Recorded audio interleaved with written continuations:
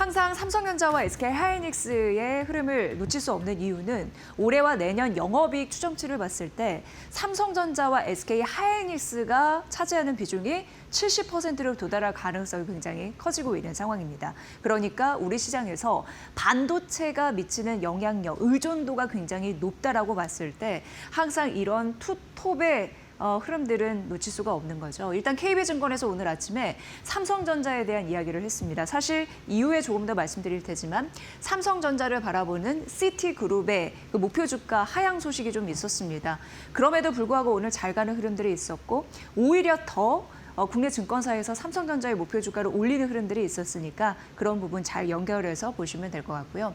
일단 KB증권에서는 삼성전자 목표 주가를 36만 원으로 유지를 했습니다. KB증권의 리포트를 잘 보는 이유는 좀 머리에 잘 들어오더라고요. 그래서 그런 부분을 좀 알려드리고 있는 거고요. 올해 영업이익이 360조로 상향 조정된 흐름들이 있었다라고 언급을 했고 기존 대비 8% 추가적으로 상향 조정된 그런 흐름들로 목표 주가 36만 원 유지입니다. 특히 이런 산출 근거가 나오는 거는 1분기 메모리 가격이 강했고 2분기 추가적으로 메모리 가격이 강할 것으로 예상되기 때문에 이렇게 정리해 볼 수 있을 것 같고요. 머니코드에서 예전에 AI 시대가 되면서 토큰 사용량이 폭증하면서 메모리에 대한 수요가 엄청 급증하고 있다는 그 연관성에 대해서 말씀드린 적이 있는데 AI 인프라 구축에 따른 토큰 사용량 폭증 이런 부분을 다시 한번 좀 언급을 했습니다. 그러면서 역시나 메모리 가격에 대한 재평가가 이루어질 가능성 이런 부분이 긍정적이라고 봤고요. 지금 재고가 많이 떨어지고 있습니다. 그러니까 수요가 가파르게 오른 만큼 공급이 부족해지는 현상이 나타나고 있는데 메모리 재고는 이제 1주에서 2주 역대 최저치 얼마 남지 않은 상황이고요. 그리고 신반도체 생산 라인이라고 표현하면 되겠죠. 반도체 그런 부분 생산 라인 이런 부분을 봤을 때 2028년 상반기 아직 오지 않았습니다. 그리고 2028년 상반기이기 때문에 내년까지 공급 부족 사태가 굉장히 많이 일어날 것이다라는 가능성. 그러니까 제로다 뭐 이런 얘기도 나타나고 있는 상황이고요. 기업용 엔터프라이즈 에이전틱 AI 확산도 지금 초기 국면이기 때문에 앞으로 수요가 더 붙을 가능성 그런데 공급은 절대적으로 모자르기 때문에 메모리 가치 재평가의 시간 여전히 유효하다 이렇게 언급이 됐습니다. 다음 페이지 보면요. 범용 AI 시대를 우리가 앞으로 살게 될 것 같습니다. 1차는 1단계는 생성형 AI였고 2차는 AI가 스스로 판단해서 행동하는 에이전틱 AI였고 내년부터 이제 27년이잖아요. 휴머노이드 로봇 같은 것을 대표하는 피지컬 AI가 3단계 도약을 시작을 합니다. 삼성전자 측면에서 보면은 상반기보다 하반기에 조금 더 집중하게 되는데 휴머노이드 상용화의 속도가 좀 가팔라지지 않을까라고 KB증권에서는 예상을 했고 이게 제조 기술과 더불어 AI 기술이 합쳐지다 보니까 이런 부분으로 잘 구현될 가능성에 대해서 언급을 했습니다. 가까이는 제조용 휴머노이드 산업 현장 곳곳에서 쓰이게 되겠죠. 그리고 양팔 로봇 이런 쪽이 좀 도입이 되지 않을까라는 예상치가 있었고 하반기에 휴머노이드가 딱 공개가 될 예정인데 삼성전자의 뭐 AI 기술이나 소프트웨어 기술 이런 부분이 있겠고 그리고 레인보우 로보틱스 잘 아실 겁니다. 삼성전자와 연결이 되어 있죠. 그 하드웨어 로봇 기술이 더해지다 보니까 앞으로 휴머노이드 시장, 피지컬 AI로 가는데 삼성전자의 역할이 굉장히 중요하다라고 언급을 했습니다. 앞서서 시티그룹이 삼성전자를 흔들었다라는 제목으로도 좀 보여드렸지만 삼성전자가 여러분 잘 아시다시피 노조 리스크, 총파업 리스크가 있습니다. 그렇기 때문에 이게 만약 벌어진다면 실적 개선에 찬물을 끼얹을 것이고 그렇기 때문에 시티증권에서는 목표 주가를 30만 원으로 좀 내려잡는 흐름들이 일부 있었는데요. 올해와 자연스럽게 내년 영업이익 전망치를 떨어뜨리면서 목표 주가를 하향한 그런 근거도 제시한 바가 있습니다. 하지만 시티증권에서는 목표 주가를 떨어뜨림에도 불구하고 내년 메모리 공급 부족 현상은 더 심화될 것이다라는 공통된 의견은 제시를 했거든요. 그리고 목표 주가 30만 원 떨어뜨려도 30만 원이기 때문에 현재 주가 대비 추가적으로 상승 여력은 여전히 있다라고 보여집니다. 오늘 월요일 그러니까 우리나라의 증권사에서는 너나 할 거 없이 삼성전자의 목표 주가를 올리는 흐름들이 나타났는데 KB증권은 36만 원, 그래도 최상단 부근이잖아요.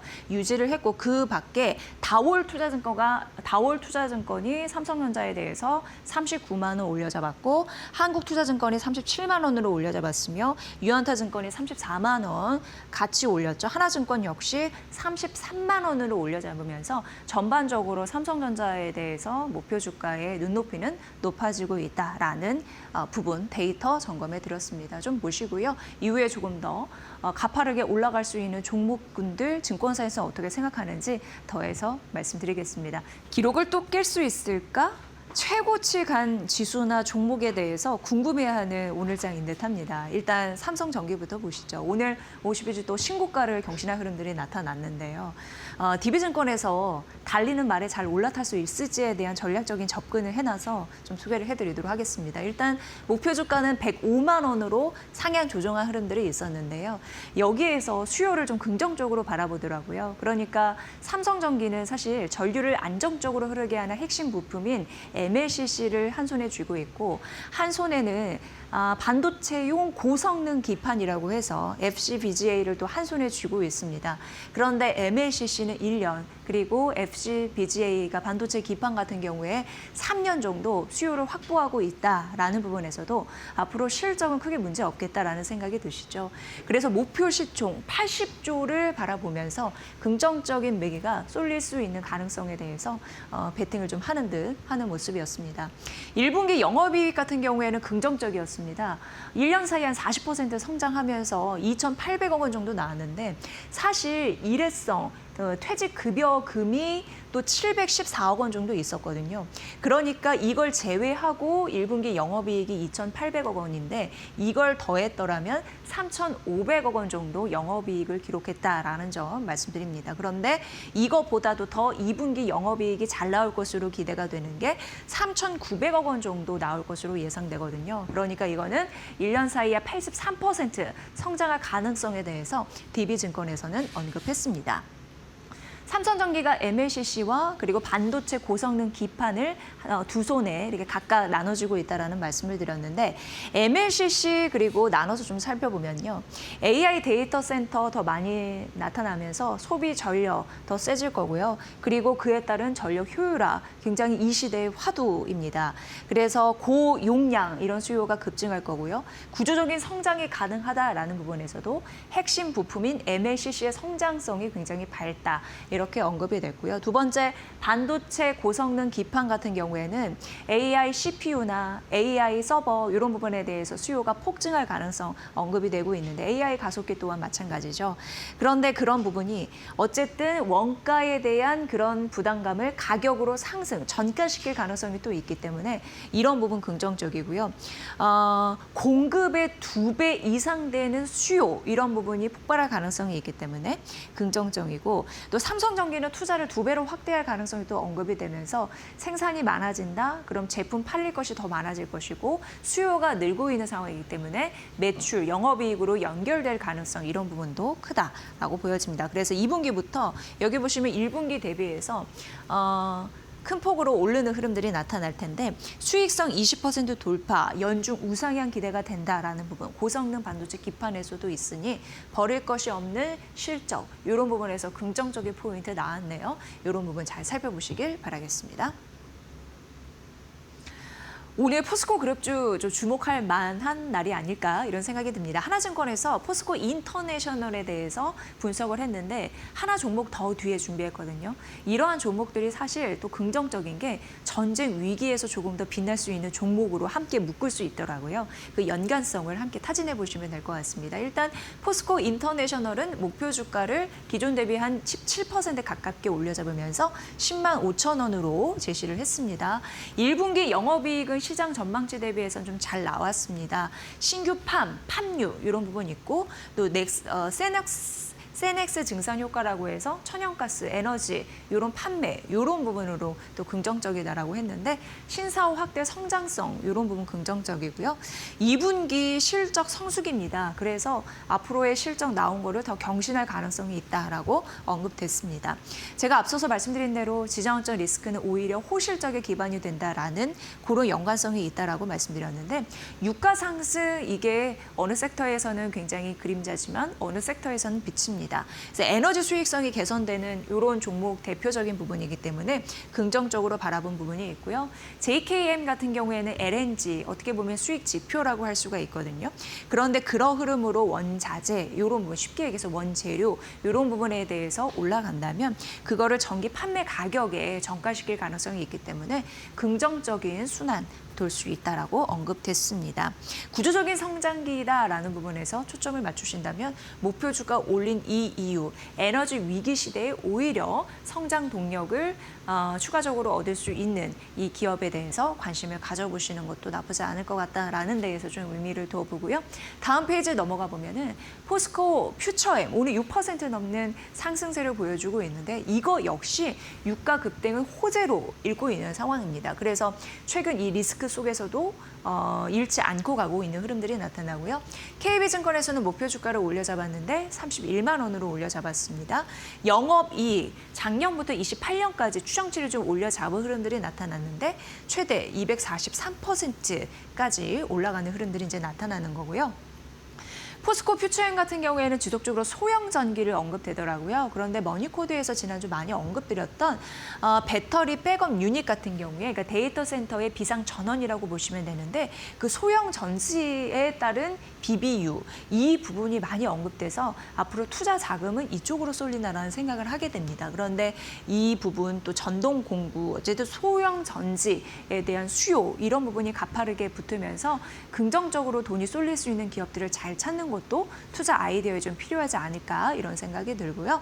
지금 1분기 영업이익 컨센서스를 좀 상회해서 나타났고 양극재, 기초 소재 이런 부분이 잘 나타났기 때문에 1분기 실적이 좋았습니다. 근데 2분기 같은 경우에는 1분기 대비해서 좀 잘 보셔야 될 것이 양극재 판매량과 그리고 음극재 이런 부분은 좀 뭐랄까 실적이 좀 둔화될 가능성이 있거든요. 그런데 왜 더 잘 나올까 이렇게 분석을 해보면 바로 중동 전쟁에 따른 유가 급등이 불러온 기초 소재 실적이 크게 뛰어서 이런 부분을 상쇄할 수 있을 거라고 합니다. 그래서 결과적으로 포스코 퓨처엠 같은 경우에는 최근 2차 전지 관련주 긍정적인 흐름 가운데 그리고 에너지 급등에 따른 또 반사 이익도 거둘 수 있는 바 긍정적인 두 마리 토끼 거둘 수 있다는 거죠. 그래서 목표주가 31만 원을 올려잡은 이 이유에 대해서 잘 보시고요. 전쟁 리스크 속에서도 반사 이익 거둘 수 있는 섹터는 잘 정리해 두시면 도움이 되실 것 같습니다. 네, 그리고 LNF 오늘 급등세 보여주고 있습니다. 특히나 오늘 현재가 보니까 22만 원까지 올라가더라고요. NH투자증권에서 테슬라 가면 LNF도 오른다라는 연관성으로 리포트를 작성을 했습니다. 그리고 목표 주가 26만 원으로 올려잡았습니다. 현재 주가는 22만 원입니다. 국내 증권사에서 굉장히 한 종목에 대해서 다수가 함께 분석한 그런 부분 저희가 또 머니코드에서 언급해드리는데 목표 주가 상단 이런 부분을 잘 또 꼼꼼히 점검하시면서 현재 전략도 수정하시는 것도 굉장히 좀 바람직하지 않을까 싶고요. 일단 테슬라에서 유럽과 아시아 판매가 굉장히 잘 되고 있습니다. 올해 판매량 10% 성장률을 기록을 했고요. 테슬라는 독일에서 1년 전보다 160%, 프랑스에서 1년 전보다 109%, 그리고 아시아, 중국은 제외입니다. 이쪽에서 164% 성장한 그런 판매 기록을 내고 있는 상황이고요. 상반기 내에 유럽의 완전 자율주행 관련해서 승인이 났을 때 판매는 더 급증할 수 있습니다. 그래서 사실 테슬라가 7월부터 모델 Y에 대해서 한 20% 증산할 가능성도 생각을 하고 있거든요. 전략적으로. 그러니까 증산을 많이 한다는 거는 더 많이 팔릴 가능성을 염두에 둬서 이런 전략을 세운 거잖아요. 근데 테슬라 이쪽에서 판매량이 잘 되면 또 LNF 함께 잘 가는 국면이 있기 때문에 테슬라 효과를 얻을 가능성이 있다. 이렇게 언급이 될 것 같습니다. 물론 리스크가 하나 있습니다. 약간 찝찝한 게 있는 게 하반기에 경쟁사 쪽에서 진입이 되거든요. 그럼에도 불구하고 테슬라가 잘 팔아준다면 LNF도 덩달아 수익이 나는 그런 구조이기 때문에 이쪽에 점수를 줬다. NH투자증권에서는 목표 주가 26만 원을 올렸고 오늘도 두 자릿수 상승세를 보이는 LNF다라는 쪽으로 윗상단 잘 파악해 보시길 바라겠습니다. 네, 그리고 이제 한국투자증권에서 K뷰티를 언급했고 이번 주 K뷰티에서 뭘 봐야 되는지 종목까지 좀 알려줬거든요. 지난주 같은 경우에는 약간 뭐랄까 시장 대비해서 화장품주가 드라마틱하게는 오르지는 못했던 것 같고 차익 실현 매물이 나타났던 것 같습니다. 일단 화장품 수출 데이터 같은 경우에는 그래도 뭐 나쁘진 않았거든요. 미국 괜찮았고 유럽도 폭발적이었고 중국도 소비가 회복이 되면서 앞으로 수출 데이터는 더 나아질 가능성이 있을까에 대한 기대감을 오히려 실어주는 그런 상황이었습니다. 그리고 호텔신라나 LG생활건강이나 F&F 이런 중국 소비주도 실적이 딱 나왔는데 또 잘 나온 흐름들이 있었거든요. 그렇기 때문에 앞으로 안 나왔던 중국 소비주 중에 그러니까 실적 아직 발표되지 않았던 중국 소비주 중에 그래도 관심 있게 볼 섹터를 찾아야 된다라는 전략적인 접근 한국투자증권에서는 했습니다. 왜냐하면 중국 쪽에서는 좀 긍정적인 경제 시그널들이 나타나고 있습니다. 내수 소비가 회복되는 그런 모습도 나타나고 경쟁이 완화되고 매출이 개선되는 그런 기업들 잘 찾아보면 긍정적이고요. 위안화 강세도 더해주면서 선순환 효과를 일으킬 수 있다라고 언급됐습니다. 그러면서 이번 주 K뷰티는 코스맥스를 바라보세요. 이렇게 전략적으로 세웠거든요. 사실 코스맥스 같은 경우에는 3개월간 주가가 잘 가지는 못했습니다.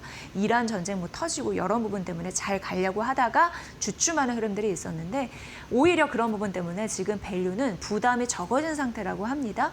그런 부분에서 아무리 성장 모멘텀이 있어도 가격이 너무 오르면 투자하기 좀 찝찝한 흐름들이 있기 때문에 주가 밸류가 좀 매력적인 그런 부분을 고를 때 K뷰티 화장품에서는 코스맥스가 유리할 가능성이 있다라고 한국투자증권에서 언급했으니까 이 종목도 화장품 내에서는 살펴보시길 바라겠습니다. 네, 크래프톤 보도록 하겠습니다. 오늘 또 괜찮은 상승률을 보이고 있는데 크래프톤 보유하신 분들은 장기가 너무나 박스권에 있다 보니까 또 주가가 지지부진하다 보니까 굉장히 좀 소심해진 그런 흐름들도 있습니다. 그런데 한국투자증권에서 목표 주가를 40만 원으로 올려잡았더라고요. 그러니까 기존 대비해서 14% 올려잡은 흐름들이 나타나면서 좀 목표 주가가 40만 원으로 오를 근거가 있을까 관심 있게 보게 됐습니다. 작년은 경쟁장 등장도 되고 배틀그라운드, 펍지, 성장 둔화에 대한 우려가 때문에 주가가 참 못 가는 흐름들이 있었습니다. 그래서 주가가 많이 떨어져서 PER 10배까지 떨어지는 흐름들이 나타났거든요. 하지만 올해는 트래픽도 견조하고 과금, 유저들의 과금 이런 부분은 또 긍정적인 또 실적의 개선 요인이기 때문에 밸류를 좀 끌어올릴 수 있는 그런 현상이 나타날 가능성이 있다라고 언급이 됐습니다. 일단 1분기 영업이익이 발표가 됐는데 컨센 대비해서 잘 나가는 흐름들이 있었습니다. 1분기 실적 보고 오늘 주가가 가는 흐름들 이게 좀 역력하게 나타나고 있는 상황이고요. PC와 모바일 쪽에서 잘 해줬는데 특히 모바일 쪽에서 의미 있는 개선이 좀 나타났습니다. 배틀그라운드 모바일 중국 쪽 그게 이제 화평 정영인데 화평 정영 좀 잘 해주고 있고 그리고 배틀그라운드 글로벌 쪽 잘하고 있고 프리미엄 콘텐츠 그리고 IP와 협업 이런 전략도 잘 맞아떨어지면서 실적 개선에 도움을 주고 있는 흐름들이 나타났습니다. 2분기 같은 경우에는 스킨이라고 해서 뭔가 이제 게임 하다 보면은 뭐 옷을 갈아입혀 준다거나 뭐 이렇게 또 요금을 쓴다는 등 요런 느낌으로 보시면 되거든요. 그리고 콜라보 효과 이런 부분. 그러니까 일단 돈을 쓰고 유저들이 그리고 콜라보 효과 이런 부분이 잘 나타나면서 호실적을 이뤄낼 가능성이 있다라는 부분입니다. 사실 1분기는 어떻게 보면은 계절적으로 최대의 성수기입니다. 그래서 1분기 대비해서 2분기가 잘 나올 수 있을까라고 생각하시는 분들 계실 텐데요. 어쨌든 한국투자증권에서는 스킨, 콜라보 효과 이런 부분 때문에 1분기 이어서 괜찮은 2분기 실적도 더해질 수 있다라고 언급됐습니다. 그래서 오늘 크래프톤이 두 자릿수 상승률을 장 초반에 보인 이유도 이쪽 실적에 대한 데이터에서 움직이지 않나라는 생각이 들고요. 이제 좀 그 지겨운 장세에서 벗어날 수 있을까? 정말 40만 원 선을 넘어설 수 있을까? 이렇게 생각하시는 분들은 앞으로 실적 조금 더 체크하신 이후에 좀 보시면 될 것 같습니다. 오늘 게임주 한국투자증권의 크래프톤까지 점검을 해드렸습니다.